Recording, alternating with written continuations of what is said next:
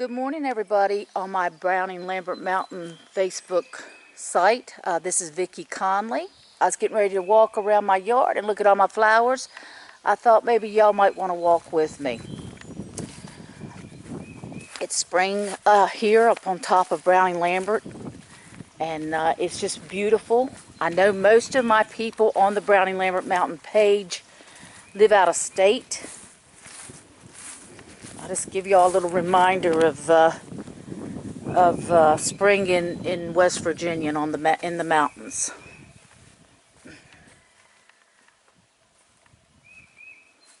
Got my tomatoes on my porch.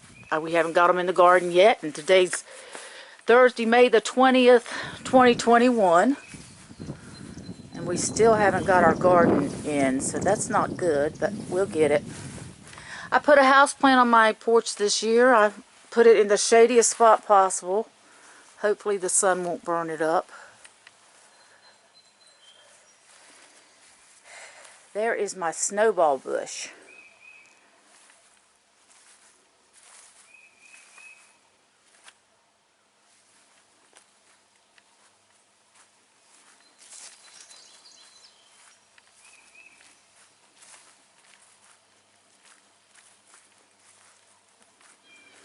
And this is my azalea bush, and it is beautiful this year. It's got so many flowers on it, it's just fallen over.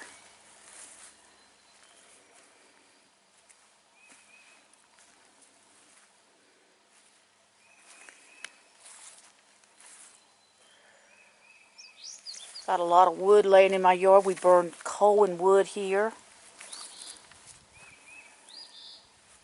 We've still, well, just till just recently, we had a fire in the furnace.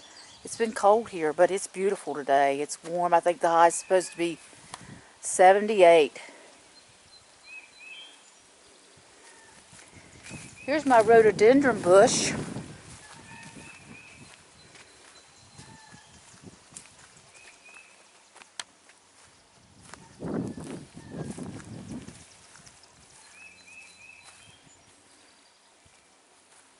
Just beautiful. These flowers are just beautiful this year, and the breeze and the smell of the flowers up here, it's just, honestly, this time of year, it's just heaven on earth up here.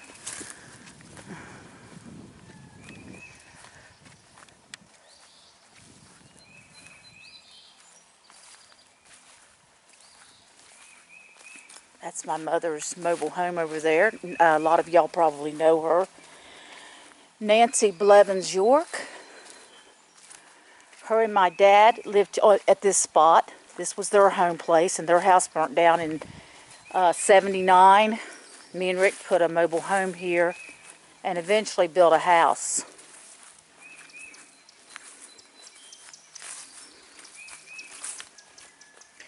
Now, I guess if you've ever lived on this mountain, you know what this is. I don't even have to tell y'all. Y'all probably had many bad experiences with this. This right here I found the other day, and this is a piece to a desk from the schoolhouse that used to sit right there in that field. And you know, there was a schoolhouse up here. One was named the Browning School and one was named the Lambert School. And I assume that this in the field was the Lambert School, because this road right in front of my house used to be called the Lambert Road.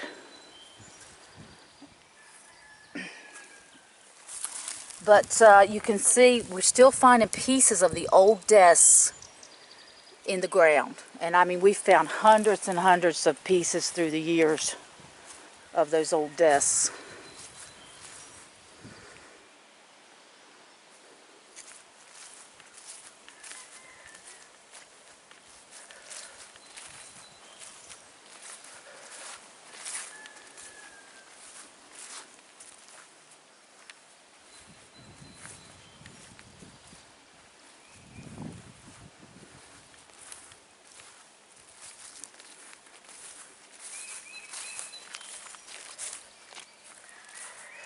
My iris just bloomed out this morning.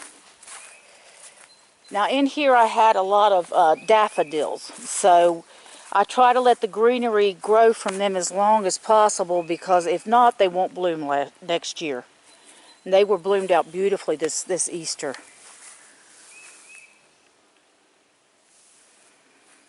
There's my peonies.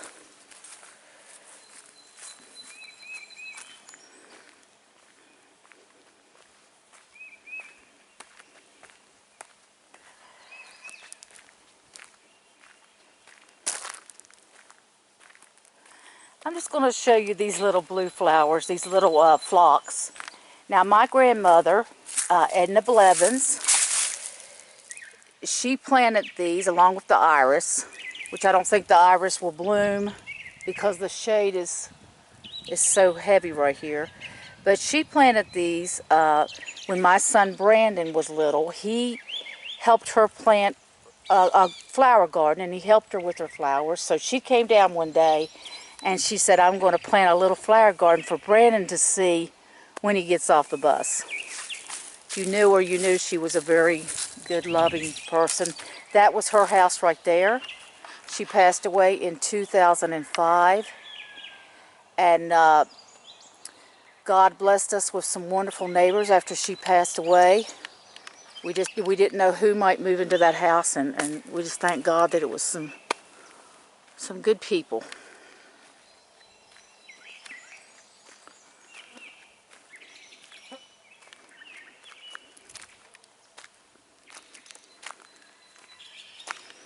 These flowers, I don't know what these are. The weeds has about got them now, but they have been bloomed out for about 6 weeks. Usually the blooms fall off before then on a flower. The weeds have got in them because I can't do nothing with the weeds without chopping down the flowers. I planted these, who knows when. They've been coming up like this for about the last 5 or 6 years. Yeah, me and Rick have lived here for over 40 years in this same spot. So I've planted a lot of flowers in this yard, and you forget you've planted a lot of them.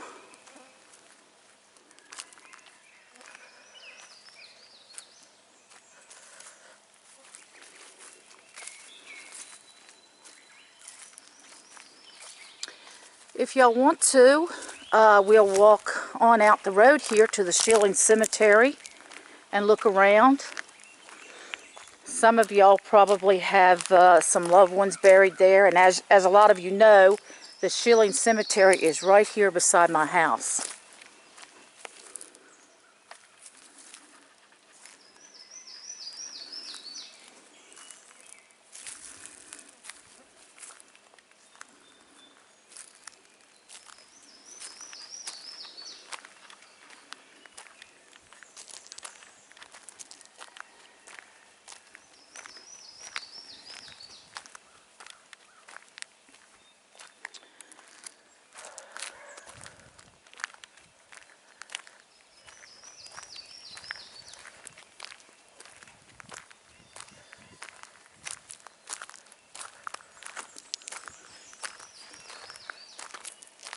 I'll show y'all the sign on my barn in case some of y'all don't know this.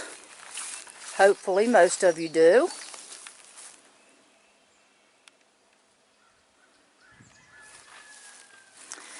Now this barn right here, this is kind of funny, but it's not funny. But for some reason, me and Rick found this funny. One day, about 5 years ago, a gale wind come across this mountain and blew the whole barn across the road. The whole thing was gone, laying across the yard. And the horses, when the barn was gone, that's all that was left was that wall, which, Rick did build another barn for them. But they, for some reason, at night they would come and stand right in that spot, no roof. If it was raining, they would come and stand. But we found that pretty funny.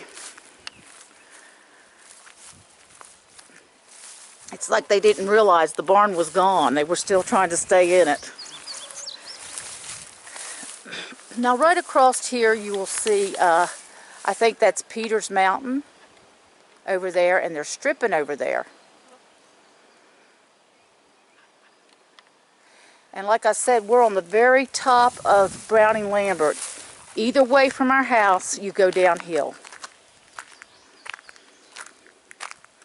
Now this is the Schillings Cemetery, and I haven't been out here in a few days, and I see that a rhododendron bush is bloomed out here. And this is probably one of the most peaceful places on earth to be laid to rest. These large pine trees are a problem. They were planted probably about 80 years ago, I'm guessing. Because I've had people tell me they remember when they were planted, and so I'm thinking about 80 years, but they're diseased and they're falling. A storm comes, they're all over the place. And also they have a lot of pine bristles that fall and causes the ground to be really soft. And I feel like that might have a little bit to do with some of these tombstones tilting so bad. But also what they do is they fall and they cover up the tombstones when they're laying flat on the ground. I will look at some of the graves while we're out here. There's Robert and Mary Poff, 1931, and Mary died in 1975. Mary Mabry, I think she was related to the Poffs. That's probably an infant Robert Poff. Here is Pearl and Buck Poff's resting place. A lot of y'all knew them.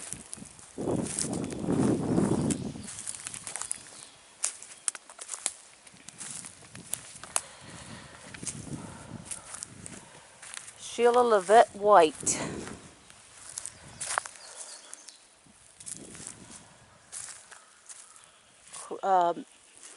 Laura Cruz, 1971. These are newer graves. I want to show y'all some of the older graves in the cemetery. Now here's the problem, and I just wish that, you know, some of us could get together and repair some of these tombstones, because what's happening once they lay down flat like this, they the pine needles from these trees cover them completely up, and they get lost underground. And the same thing, you can see there's a lot of stone markers. They fall, and when they fall, they get covered completely up with pine needles, and the grave's not marked anymore. There's a lot of unmarked graves out here, and really, I guess the people knew when they were alive who they were, but now I guess their memory and their who they are is gone forever, because some of them have been here for over 100 years, I'm sure. Now this is Thomas White and Sarah White, and this is I think the grandparents of Al White, who keeps this cemetery up. And he's done this selflessly for years and years, never took any pay for it. And I think that's his grandparents. Before him, I think it was his uncle, Mr. White. Ever since I was a kid, the Whites have kept this cemetery. And if it wasn't for them, this place would be woods. It would be a forest. So, I mean, it's a really selfless thing they've done, because we've offered them money and they wouldn't take it. And you see there's unmarked graves.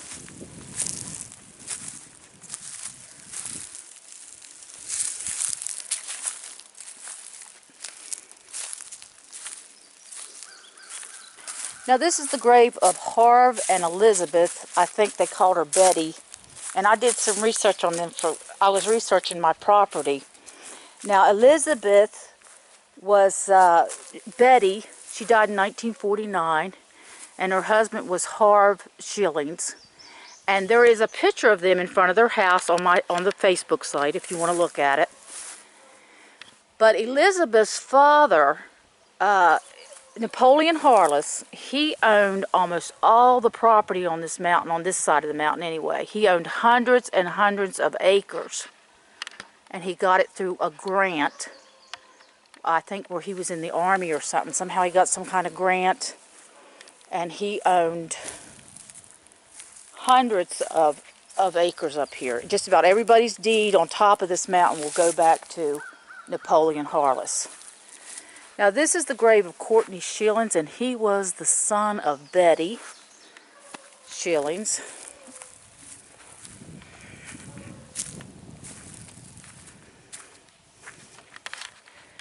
We've got Nellie Belcher Rosser, Carrie Belcher, Harrison Belcher,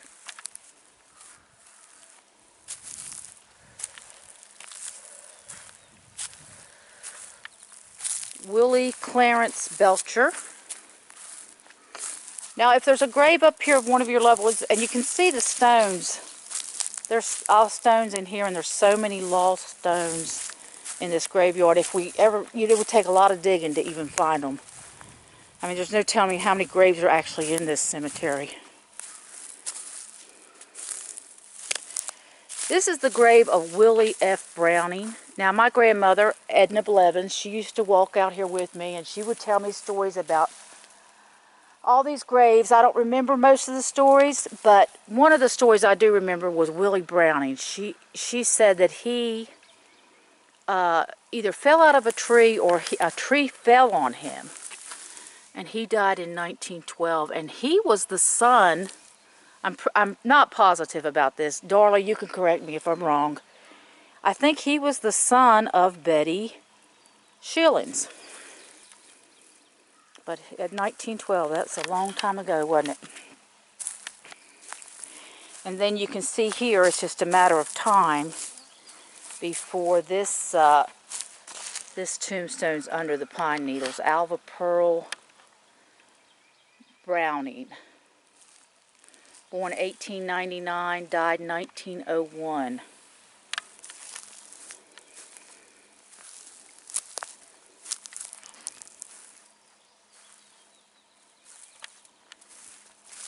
Now these three little graves is three little girls. We used to put flowers on them when we were kids. And they are tailors.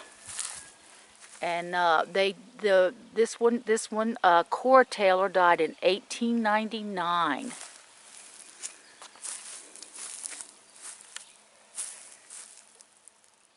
And this one died 1800s. But anyway, they were little girls. You know, Lord only knows what happened to them back then. Maybe some kind of contagious disease. This grave, I think it's Sarah Taylor, was vandalized about 25 years ago. Somebody come in here for some odd reason and just started breaking the tombstones. Like I said, I'd love it if some people could get together and we could maybe cement the base of some of these stones, maybe repair some of them. Because once they're under these pine needles, they're gone. Now, the Taylor family lived on Browning Lambert Mountain. And some of the Taylors recently came in and they replaced, you see they had the rocks there. And they came in and they put new tombstones up, but the problem was they didn't have them set. So I know they put a lot of money in these tombstones, and you can see what's happening to them. The ground is so soft in here because of the trees. But this is Andrew Taylor, Lois W. Taylor, Eunice Taylor,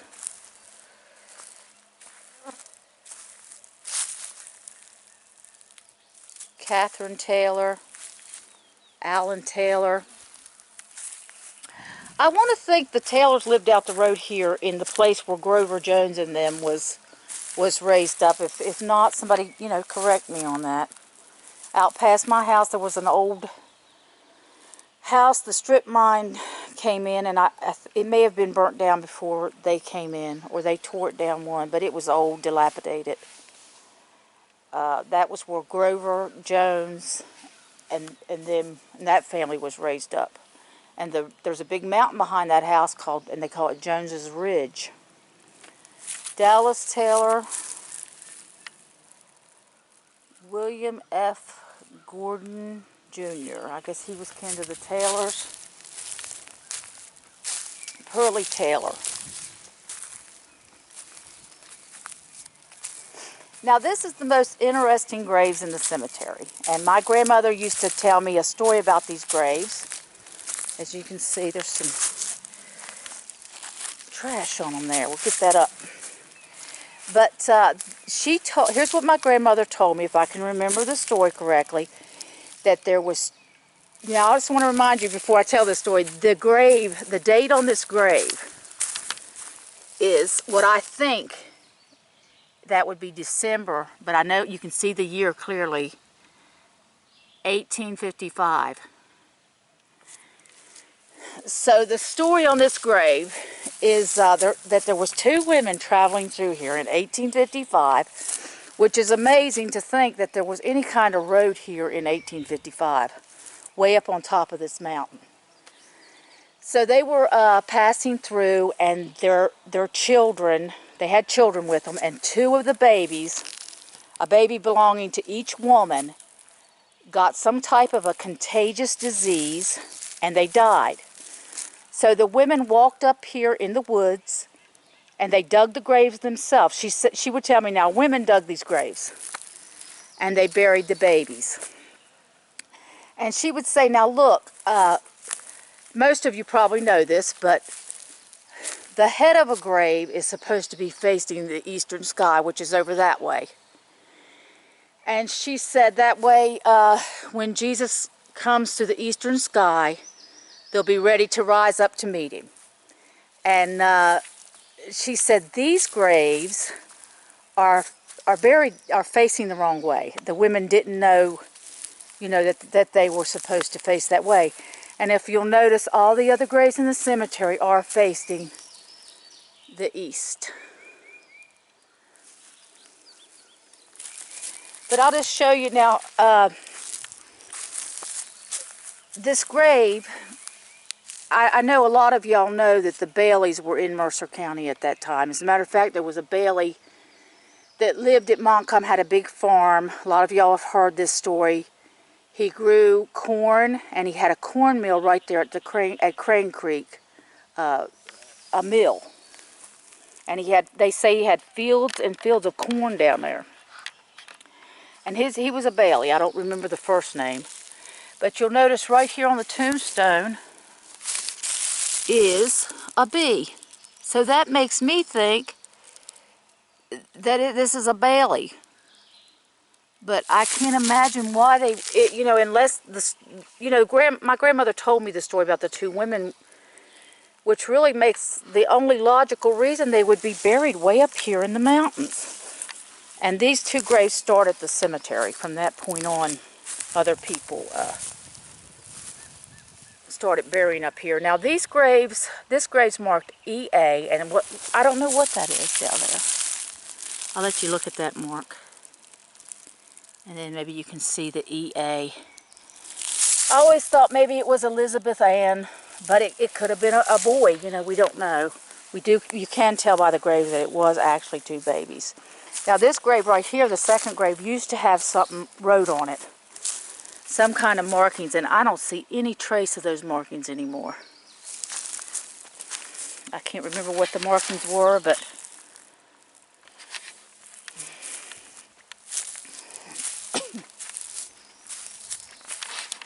this grave right here is the grave of Reese Lusk, R.T. Lusk.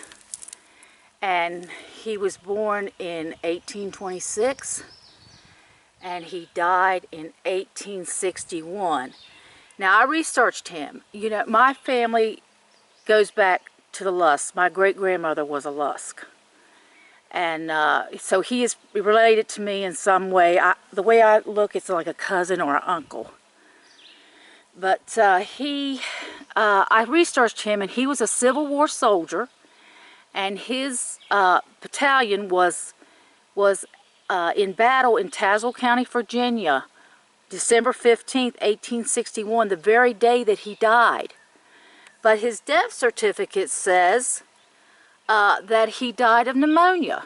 So I thought that was an odd coincidence. Now, either he did die of pneumonia or his death certificate was wrong, because I thought it was odd they were actually in a battle on that day.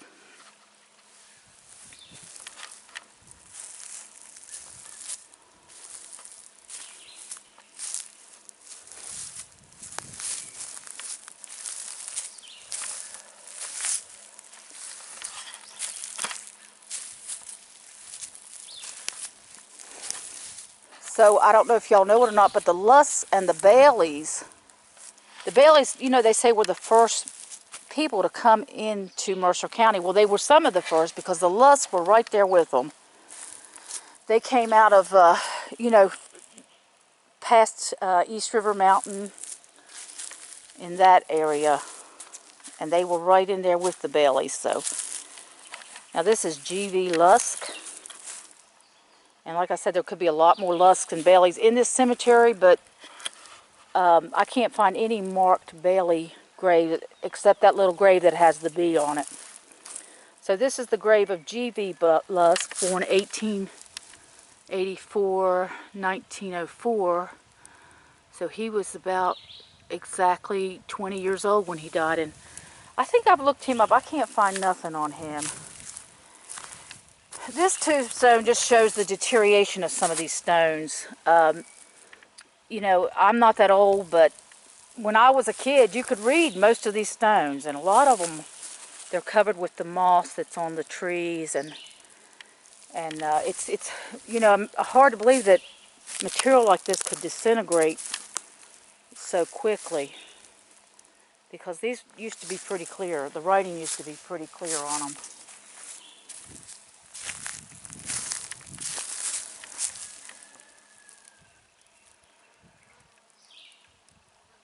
Okay, this is a child's grave, and it was the daughter of Robert, or the child of Robert and Lena Pigg.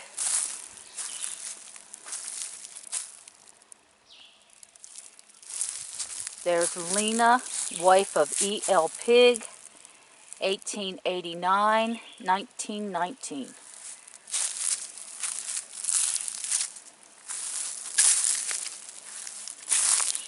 This is the grave of Charlie Huffman, and the date on it is, it looks like 1911 maybe, something like that. I can't tell for sure. But anyway, if I didn't show, you know, the graves of some of your relatives, and you want me to take a picture of them and send them to you, I will.